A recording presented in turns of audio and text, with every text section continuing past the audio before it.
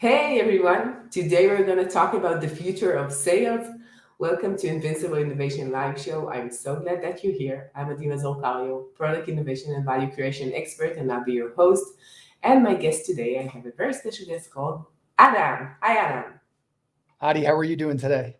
I'm good. Adam Lozen is the co-founder of email outreach company. Adam loves talking entrepreneurship, sales, startups, personal growth, and meeting genuine people that are in on their way of growing journey. Yeah, that's me. I hope. I hope. We're live I on think LinkedIn. so. I hope we're live on LinkedIn, YouTube, and Facebook, and you're so invited to join and ask questions and talk with us. Wow, today we have a very heavy. I feel like sales is always a heavy stuff because like there are numbers and there are like KPIs and you need to read them. And it's like, so what is the main challenge for a salesperson today? Yeah, and first, I want to thank you for having me. I appreciate you bringing me on here. Love the work that you do. So thank you first and foremost. So I think the number one biggest challenge, and this is just I always think consistent with salespeople because it's even what you just shared in the beginning, is part of it is just the mindset. Like when people look at sales, whether you're a business owner, maybe you're just getting into the sales profession, maybe you've been in the sales profession, maybe you're not in the sales profession, but it has this stigma attached to it. Yeah. And at least people in the States where I'm from, they think of it, and I feel bad for car salesmen because they get a bad rap with this, but Yeah, they, right. yeah, they think of like a used car salesperson with the slick back hair trying to convince you to buy something that you don't want or don't need, which Yeah. is not the case of sales. That is the opposite of sales. Sure, there are people that do that, that try to pull the wool over your eyes, but that is not what sales is at its best. So I feel like that's the first thing right off the Yeah. bat is the stigma that's associated with it. But more related to today, I feel like the biggest challenge, because so much of not just sales, but business is virtual. Right. And so much of sales is around failing, falling down, and trying to get back up.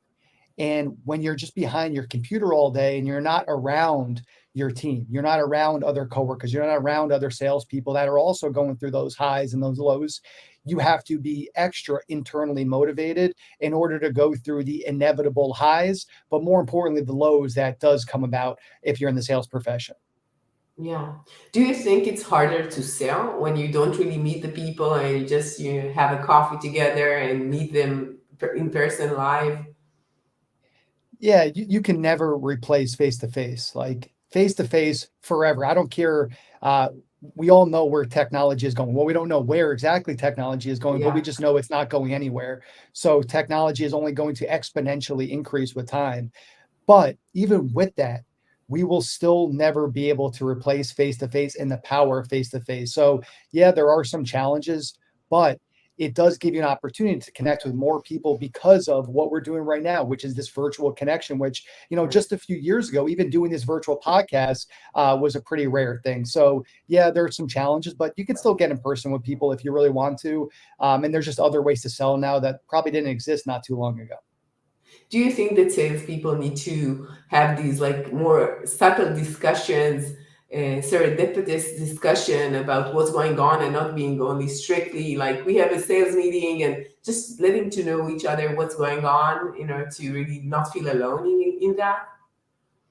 Yeah, it's a great point. I mean, we all know the saying, people only buy from people that they know, like, and trust. And we want to be able to get to know someone at a deeper level. Now, I do think that's secondary because if I have a problem or I have a need and you have a solution to my problem or my need, that's what's most important.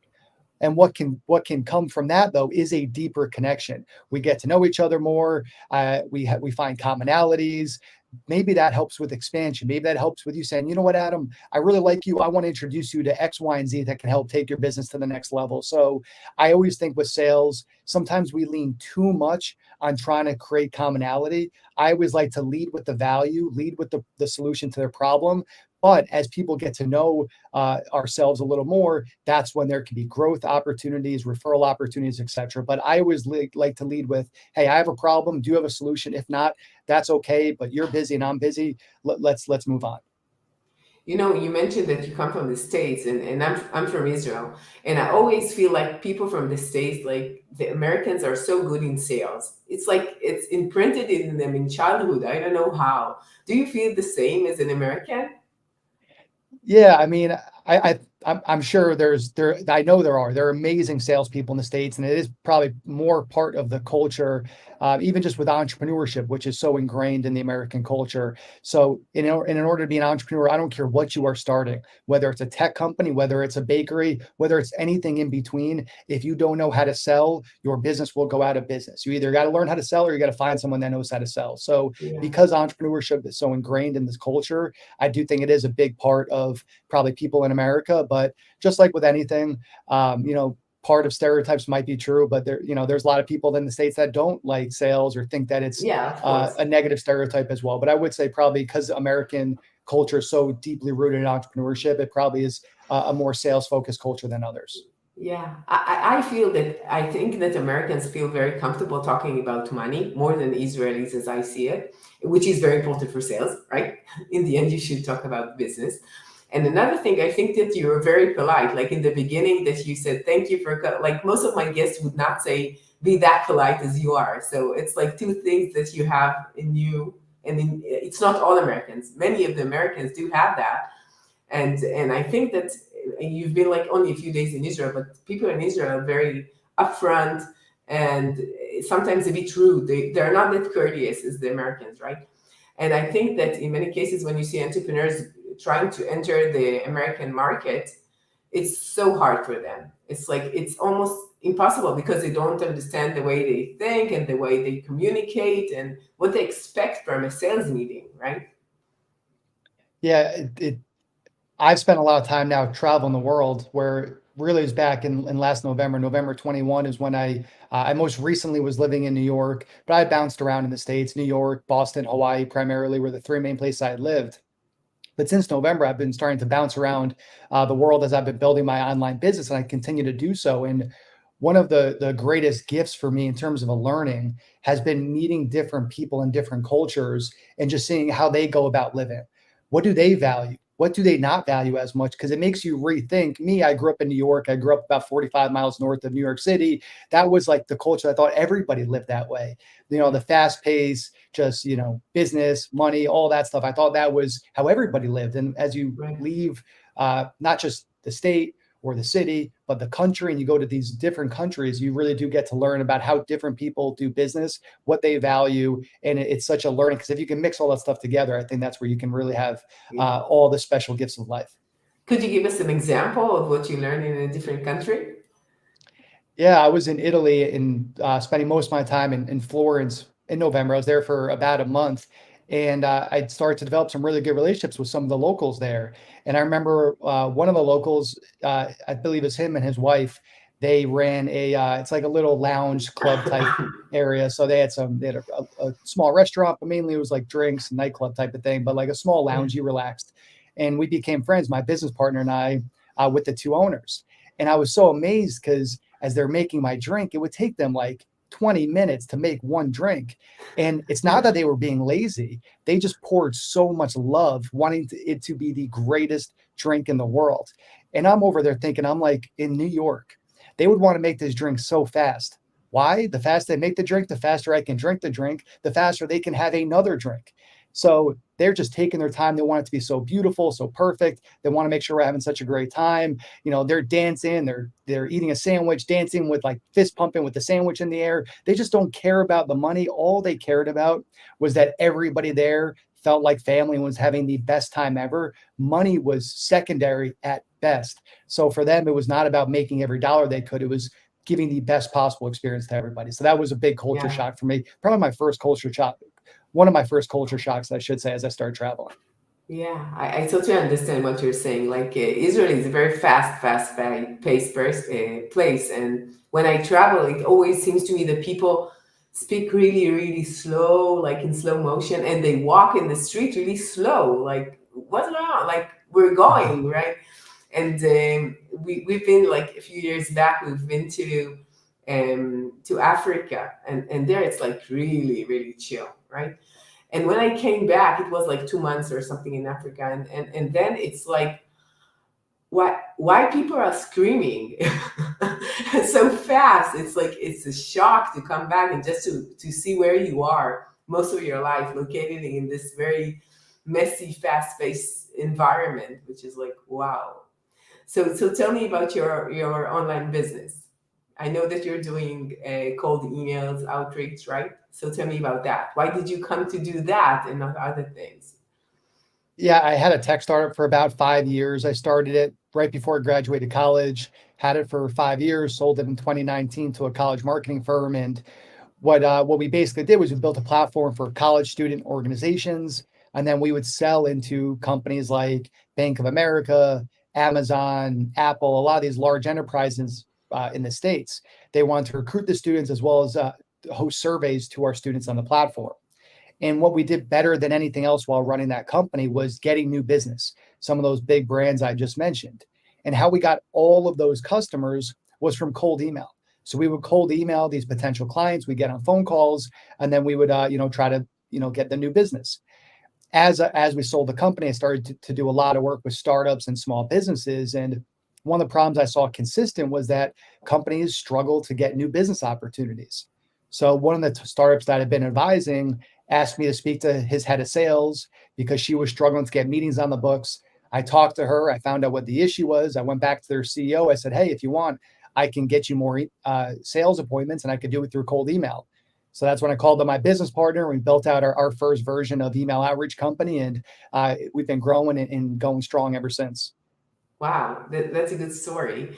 But tell me, don't you think it's really hard to overcome this huge amount of emails that you need to be focused on your emails while you have so many other things to do and other emails to tend to? How do you do that? Yeah, it's part of what we've had to make such a focus on over the past year is focusing on systems. It was one of the things that we didn't do, and I didn't do a great job of with my tech startup, was building really strong systems, not just for myself to be able to implement, but also so that a team could just step in there and implement the systems that I created.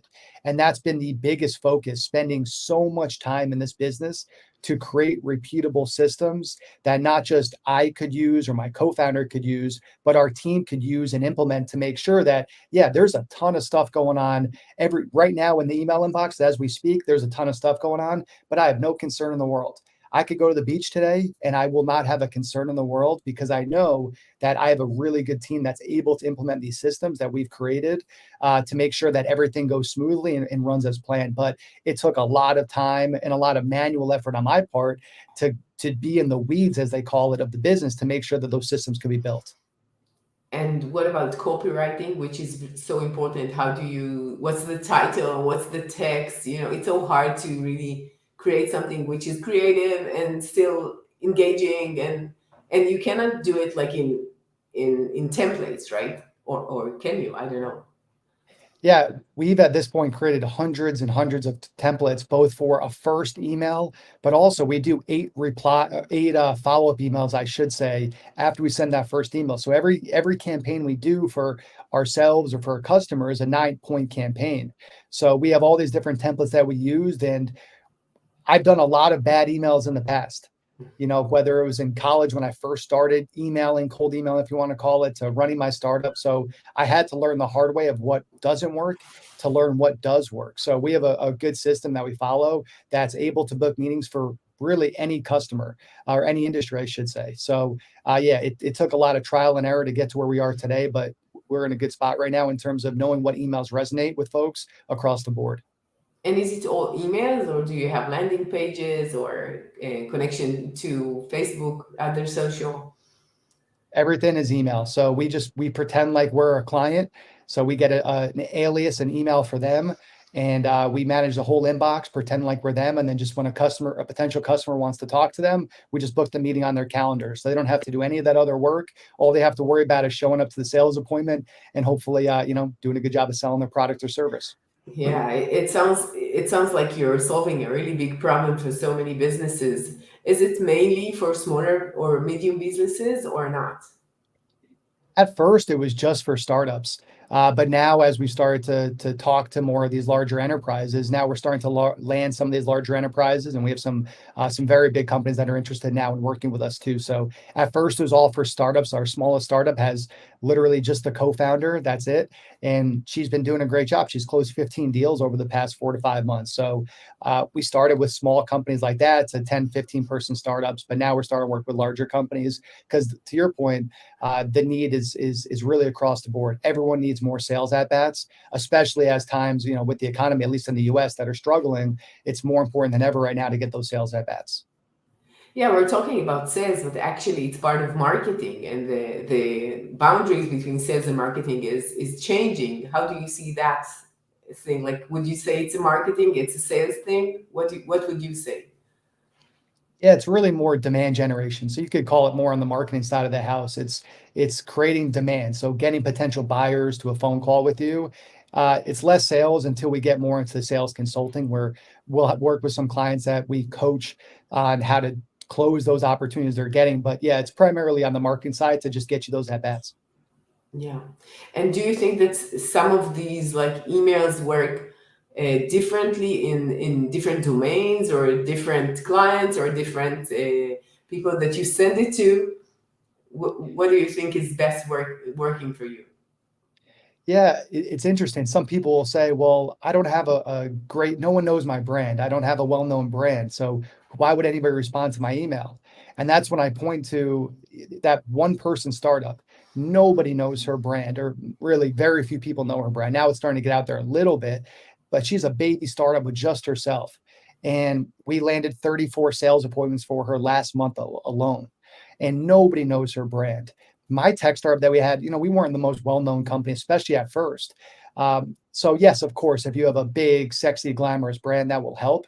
But no, as long as you know how to email, it can work for any domain, any brand. It's just about doing the basics and doing them really well. Yeah.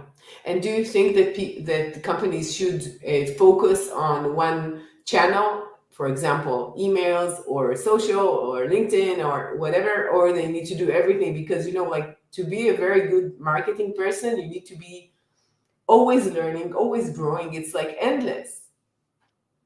Absolutely. I think a lot of it depends on the size of the company.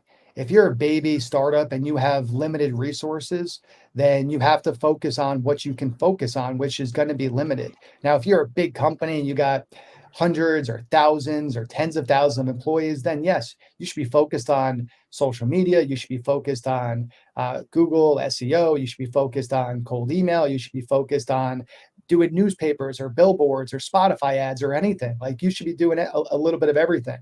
But when you're a small company, you really got to pick and choose what's going to be most valuable. So, like for me and my company, what we focus on is when we try to get new business for us, we use our own product, cold email outreach company, to get sales appointments for us.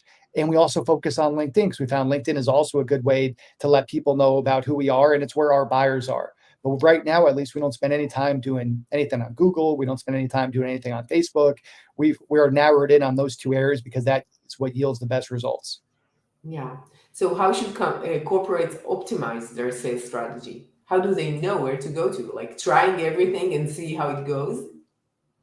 Yeah, well, in terms of sales strategy, so I think of that more as, okay, assuming you get those at bats, assuming you're getting your 10 calls. Let's say you get 10 calls in a week. How many of those calls are advancing into a second call? How many of those calls are advancing into a third call? How many of those calls are advancing into a verbal? How many of those calls are advancing into a closed deal? So I would just be looking at the numbers of, okay, why are more of these calls not moving forward? What is going on in these calls? Am I listening back to these calls and seeing that certain words or certain phrases are resonating or are not resonating? So I would be looking at the funnel. Again, how many people am I getting on a phone call? How many people are advancing? How many people are buying? And then what is that gap? How can we improve those numbers? So instead of 10 calls leading into one sale, how can we improve it so maybe 10 calls leads into two sales? So I would just be looking at what are the systems as well as what's the sales approach that's leading to either strong results or leading to results that aren't quite where you want them. So what you're saying is mainly monitoring and keeping up the numbers all the time, just knowing all the time where you are.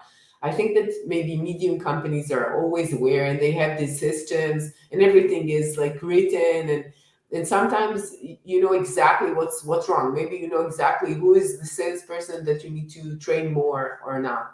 Sometimes you don't know that, right? You need to have all the system that you assign someone to it, and then he tells you if it worked or not, or like what would you do if you don't have all these like Salesforce stuff? Yeah, if you're a small startup, you have to constantly be looking inward and thinking about what do I need to do to improve? Because as you're a young company, the battle is always how do I get to product market fit? And what do I mean by product market fit? That's somebody that is not only willing to buy your product or service once, but are they willing to buy it over and over and over again? That was my biggest challenge with my tech startup. That's been the greatest win with my current company is not only have people bought, but we've never lost a customer. In fact, they've all expanded with us. And that's the battle for every new company is how do you get someone to buy once, but then more importantly, how do you prove enough value where they want to buy from you over and over and over again? So as a startup, you have to constantly be looking inward. It does help if you have a trusted confidant who understands sales, who has been an entrepreneur that can mentor you or advise you on what are some things that you can improve to get people through the finish line. Because I always say every sale is a minor miracle. And I feel like we don't give enough credit, especially to these small companies. Every sale you get should be celebrated. And how do you replicate that to get more of those sales in the future? Yeah. What you're mentioning is like introspection, I guess, which is so Mhm. important. And I think that some entrepreneurs are less aware of these soft skills that are needed. They're more oriented. I come from tech, so they're very oriented to the technology and what they're going to Mhm. build, and less oriented to other stuff. How do you see entrepreneurship, and what is needed in order to be successful in that? Yeah, one is you have to build a great offering, a great product, a great service, and really building out what is that foundational piece that does solve a real problem. Especially now, again, as the economy, at least in the United States, is in not such a great spot to say the least. It's more important than ever to not have a nice to have product. You must have a must have product. You must be clear on how you are solving a problem, solving a need, improving the ROI of your customer. So you got to have that great product. You have to have great systems that can allow you to scale or grow this without you feeling like you got to bang your head against the wall. And then the third piece though is you got to have a sales engine. I see so many companies that have a great product. They've spent so long working on their product. One startup I know of, an amazing product. They've put so much money into their product for 2 years, but they don't have a single customer, not a single customer. So what they did was they built this product to scratch their own ego, to say, hey, I would love this. I think this is great. I think this is great. But you know what? The market doesn't think it's great, or at least not yet. So you should always be trying to get new customers because they will be the greatest tool for you building a product that will actually get to true product market fit. We never would have got to product market fit like we are today if it wasn't for our early beta customers that worked through those initial kinks and allowed us to build all these systems to make it valuable over the past 14, 15 months now. Yeah, I would say even more than that. If you're building 2 years, it means that you're doing it wrong because, Mhm. you know, I come from product. So I know that you need to build something which is a very slim version and you go and get feedback and then you build something which is really good. If not, you're just in your head. It could be good, but in many cases it wouldn't be because you're not talking to the person who needs to use it in the end. And maybe he needs a different thing or Mhm. somewhat different experience than what you offer. So it doesn't make sense to do that, even if you're just focusing on the product. So Exactly. it doesn't make sense. So what do you think that when companies come to you and tell me about the process? They tell you this is the company, or they just it's a sales service. They're doing whatever they want, or they're telling you exactly what they need, and they get a personalized template for them. Yeah, it's really simple on our end. It's somebody comes to us and they say, "Hey, I need more sales appointments. I'm not getting enough sales appointments." And we ask them, "Great. Well, what type of customers are you looking to attract? How many of those potential customers exist?" And we're able to build out the email sequences and do all that work for them. So it's a really simple onboarding process. The biggest thing is, do they have a need? So are they not getting enough sales appointments that they want? And then who is their market? Who are they going after? And then obviously in a very simplified way, we're able to do that for them. So how do you think would the future of sales look like? And would it be different for B2B and B2C? What do you think? I think sales at the end of the day will always uh, be the same as it's been for the last several hundred, several thousand years. It's always been, I have a problem or I have a need, and do you have a solution? And how are you able to solve this problem for me? The basics of sales, I don't think will ever go away. Now, how we might get people to our door to make that sale, that of course can change. It used to be you would just knock on doors and sell door to door. Now that very rarely happens. Then it was all about social media or Google, and then it was about cold email or texting or or billboards or Spotify ads or other streaming ad services or Hulu. And who knows what the future will add in terms of creating demand. But in terms of closing business and getting sales, it's always going to be the same. It's always, do I know, like, and trust you? And most importantly, are you able to solve my problem? And are you able to do it more efficiently than I could do it on my own? Yeah. So what you're saying that the marketing side could be elaborated and being more techy, and but in the end, people need to talk and see that they understand each other. Exactly. And the marketing, again, is all geared around, yes, you want to get someone's attention. That's a lot of what marketing is. It's why Super Bowl ads go for so much money. And they're all about just grabbing your attention, and why you'll see some of these extravagant ads that, whether it's on Facebook or even through email, that just try to grab your attention. But once you're able to get someone's attention, it's all about, again, do I feel like I know, like, and trust you? Do I trust that you can execute on what you say you can execute on? And is that thing you say you can execute on actually going to solve a problem that I have? But wouldn't you say that it's more relevant to a B2B company? Like a B2C would need to place more efforts on their marketing than on sales in that case, right? Absolutely, yeah. You're not going to be selling individually to, if you're trying to get hundreds of thousands of users, you're not going to be speaking to those hundreds of thousands of users to buy, it might be a $10 a month product. So yeah, the marketing will speak a little bit differently, but the whole thing again is the same. Do I feel like I trust that you can solve a problem or a need that I have as a consumer, whether it's B2B or B2C? The marketing of it, of course, will change, but the fundamentals of somebody buying something is all very consistent, and has been consistent and will continue to be consistent. Do you think that we need to use more maybe videos in our emails in order to be more personal, or text is enough as it was in the past? What I found is, at least from cold email, and I did a full breakdown on, we all get terrible cold emails every day that make us, want to pull our hair out. And I received one, and I did kind of a breakdown on what was not effective about it. And one of the things that he did was he put a picture in there. And it's great. I'm not against necessarily putting pictures, but the problem with putting pictures or videos, at least in a cold ad or a cold email, I should say, is it does decrease the chances that your email will end up in the inbox. So Google has all these different spam filters in there. And one of the things that they look for is it a video or a picture. Plain text emails tend to get the highest deliverability. So I like to stay away from that. My emails are very simple. It's all direct to the point, all plain text. It's nothing fancy. It's all just simple, direct to the point, making it easy for that person to read it. If this is a problem or challenge that they have, great, let's talk. If it's not, let me know and I'll stop reaching out to you. It's as simple as that. Yeah, it's very to the point, because what I have in mind is I know the name of the company, ClickFunnels. ClickFunnels. Yep. Yeah, for example. So I heard about them and I know them. So he talks. What's his name? What's the name of the guy? I can see his face, but I can't remember his name right now. I forgot. I know. Like when we finish, I'll have his name. Yep. So this guy from ClickFunnels, he talks about these funnels that are built from emails and from landing pages and from videos, right? And he's very salesy is the way that he does it. And I think that he's talking mainly for B2C, actually. He's not talking B2B, and he's not related to B2B as I see it. So do you think that in some cases, or for some brands, it will be less relevant? That's what you're saying? Yeah, I think everybody, as long as you're being authentic, like some people take the ClickFunnels approach and that works really well. Like there are those people that do a great job and they sell a lot, and to use your words, more salesy. And I think we can all feel that. And there's an audience for that. I think it's, again, just being true to your brand and being authentic to your brand.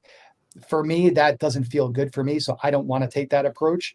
But for other people, that approach can work. It's just about being authentic to you and your approach, and as long as you're consistent, you'll be able to find an audience that resonates, as long as you're actually solving a problem or a need in some way. I see. Now I have like a missing name, like it will be here in my mind. What do you think that marketing and sales leaders need to know in order to lead their company to the future? Sharing to what I just mentioned earlier, not forgetting the basics, not forgetting the fundamentals that have always worked over time. So for me, it's just always going back to the basics, whether it's marketing or whether it's sales, while staying up to date with the innovations and efficiencies. Like I do a lot of coaching with small business owners. I teach a class. It's actually every Monday evening through an amazing company that supports small business owners in the United States called Eureka. And one of the things that I'm always stressing is how do you create, or how do you leverage simple technology to create efficiency for you, whether it's using tools like a Zapier that are basically just a communication system between two tools. How do you leverage efficiencies and leverage technology to make your life easier, whether you're in sales or marketing?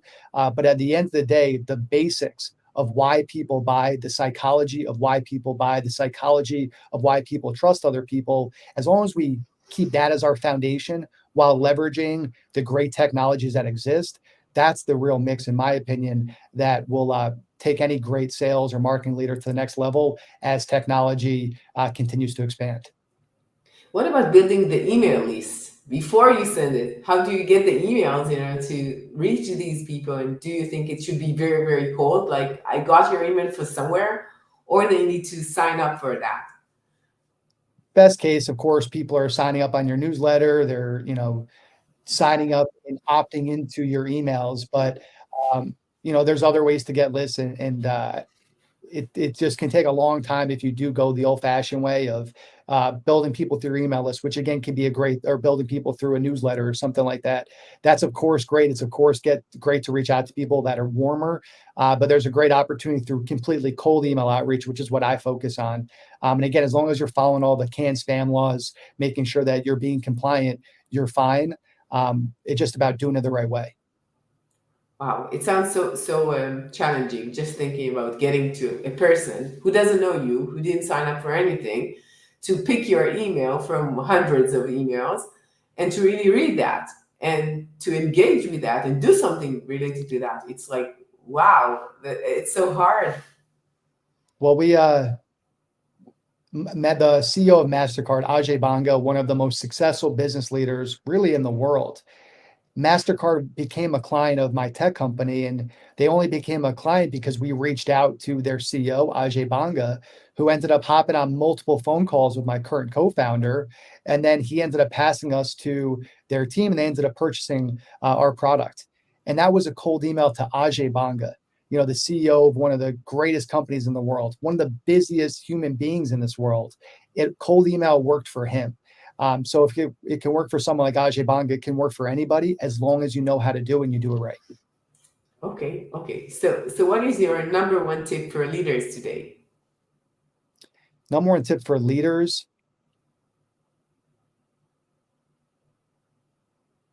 I'm going to go back to just what I think is most important in terms of building trust is about just being genuine. If you're genuine, they'll relate to you. They'll have more empathy for you when you do well. They'll have more empathy for you when you don't do so well, or when you make the mistakes that inevitably we will make. So that's always for me is just how do I bring out my most genuine, authentic self every day, which is always a challenge as well. And that's my recommendation for anybody, whether you're rising the ranks, you're a leader, anybody, is how do we just bring our most genuine, authentic self and our best self to the plate every day? Because if we do that, good things are going to happen for ourselves and for others around us. Wow. Do you think it's more important for entrepreneurs or not? To be genuine, Yeah. I Because think it's it's only you and you. You need to fuel yourself. If you're not authentic, how would you do that? Right? yeah, I think it's incredibly important for entrepreneurs. but I think it's important for anybody. You know, I think just being genuine and being yourself is important for anybody. But yeah, for entrepreneurs, it is a long road. It's filled with a lot of bumps, a lot of hurdles, a lot of challenges, but it can be one of the most rewarding paths if you're true to the journey of entrepreneurship, which is not an easy thing. But if you can really Yeah. be true to it, accept the highs, and more importantly, accept the lows that will inevitably come from it, it can be the most rewarding journey that any of us can take in our lives. Yeah, I totally agree that resilience, maybe that's the word for entrepreneurs, is so important because they need to tackle so many things over the day. Maybe going from very very low point to very very high day, high point in the same day, which is so hard for most people. And it's like you need to do it as if your life depends on it, right? If Mhm. not, you will not be able to do so. So, do you think that being resilient or being more yeah being able to capable to be in that spot is really important in your life or not, or only as an entrepreneur? One of my favorite quotes by George Washington, he said, "Perseverance and spirit have done wonders in all ages." So perseverance and spirit have done wonders in all ages. And it was written on my office wall when I had my tech company because it was so powerful to me and it still is. And I think for entrepreneurs, if you can persevere through again those inevitable hurdles, while also keeping a good spirit and a good energy and not letting the dark side overcome you in those most difficult times that again will inevitably come on that journey, that's when you have the chance to really make something special at being an entrepreneur. But I don't care if you're an entrepreneur. I don't care if you're, a single mother. I don't care if you're the CEO of a Fortune 500 company. I don't care what you do, who you are. In my opinion, if we can just buy into perseverance and spirit and realize that it's done wonders in all ages forever, all of us will be better no matter what we do, no matter what our career is, no matter where we're at. Yeah, I totally agree. So where could people hear more about your work and contact you? That's the last thing. Oh, Uh, and his name is Russell Brunson. yes, In the Russell end, Brunson. Thank you. I Yeah, you got it got in it. the end, right? You got it. Good. Yeah, right before we signed off. So yeah, to learn more about what we do, you can go to eocworks.com. You can find me on Instagram at Adam I Rosen, Rosen. You can find me on LinkedIn. It's /Adam I Rosen. So those are the best places to find me. And then my email you can find in any of those areas. But if you reach out to me in one of those spots, you'll Sure. be able to get me. Sure, I'll add some of these links to the chapter. So thank you for your time. It's been a pleasure talking to you, Adam, and lots of fun. Yeah, no, thank you, Adi. Like I said in the beginning, I love the work that you're doing. I appreciate you having me on. It was a lot of fun for me too, Yeah, and I really hope that you should come to Israel, and I'll be your guide if you come. So you should. for sure. And, Next and we time I have come to Israel, yeah, and we have lots of good weather and good food, so it's a good start. yeah, the three Sure. days I was there about 5 or 6 weeks ago was not nearly enough. So I'll take you up on that offer. Yay. Okay, and to all of you change makers out there, thank you for joining me. If you want to learn more about what I do, go to invincibleinnovation.com, and I'll see you with another talk in about a week. See you. Bye bye.